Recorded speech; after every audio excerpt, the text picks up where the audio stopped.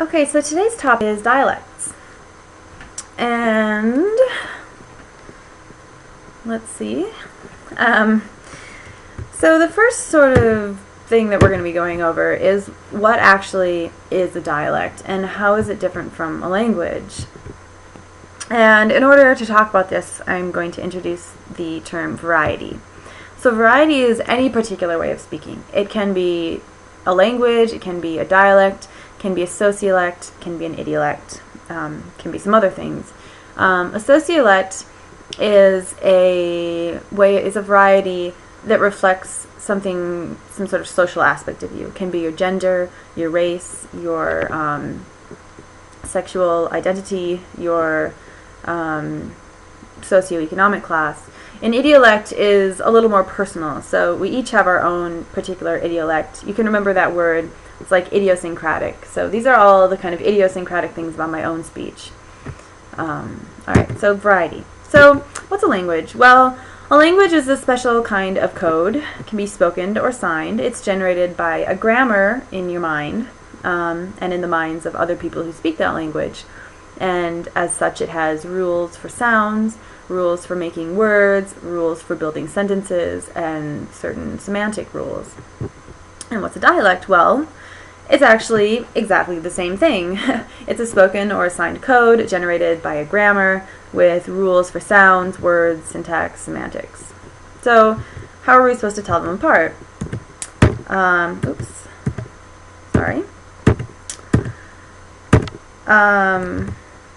Okay, well, we have this mutual intelligibility criterion. So variety A and variety B are mutually intelligible if and only if, that's what IFF means. So they're mutually intelligible if and only if speakers of variety A and speakers of variety B can understand each other. So I can understand my friend Alex. She's Australian. She was the guest lecturer for your lectures on phrases and sentences, and she's Australian. You may have noticed that she had a bit of an accent and she talked a little bit different, but we can totally understand each other when we talk to each other. So our varieties are mutually intelligible. And it has been proposed that if two varieties are mutually intelligible, they are dialects and not separate languages. Well, does this actually work? Well, we can call English a language, and we should, and we would call American English dialect. Southern English is a subdialect of American English, as are New York English, African American Vernacular English, etc. These are all varieties of English, and they're all mutually intelligible. So, that works with the mutual intelligibility criterion. However, we would also call Spanish a language, and we would call Italian a language. We don't consider them to be dialects of the same language. But interestingly, a speaker of Spanish and a speaker of Italian can understand each other. They're mutually intelligible languages. They may not understand everything the other person is saying, but they can certainly carry on a conversation. And on the other hand, Scottish English and American English, which are considered dialects, are not mutually intelligible. If you meet someone from rural Scotland who grew up in rural Scotland and hasn't spent a lot of time with speakers of other varieties of English, that person is gonna speak with so many differences from the way that you speak that it won't be mutually intelligible. So this mutual intelligibility criterion actually doesn't really work. Same for Chinese. There are several dialects of Chinese. Some of them are not mutually intelligible. Some of them are. But they're all considered varieties of Chinese language, not separate languages. Why is that? Well, you have to define dialect versus language socioculturally. It's not actually a linguistic distinction. It's sort of a continuum between dialects and languages. This is kind of a very spot-on quote. A language is a dialect with an army and a navy. Spain and Italy both have their own army and their navy. They both have their own government, basically. And so they have enough backing to say that they're different languages. So just keep that in mind as we talk about as we talk about dialects. So everyone is speaking a dialect of a language. There is no, you can't speak a language without speaking a dialect of that language. And you're probably using several different dialects. For example, I'm from North Dakota, so I speak with the sort of northern cities regional dialect. I say pop for soda. I say bag for, those things you put your groceries in. Those are parts of my dialect. I also have several sociolects that I use. I speak basically the standard sort of educated English. I speak definitely like a woman. There's certainly ways from the way I speak that let you know that I'm, in my 20s as opposed to in my 60s. I sound pretty young. So these are all different dialects and sociolects that I have, and you all have your own as well. Okay, so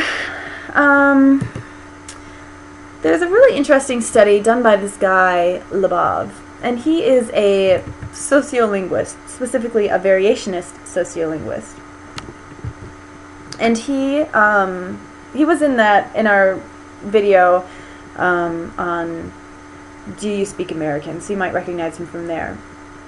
So Martha's Vineyard is a little island off the coast of some northeastern state. And back in the 60s, he did a sociolect study there, looking at variation between locals and visitors. So the people who are locals on the island, the vineyarders, used a regional dialect in which the diphthongs ah and I were pronounced and a.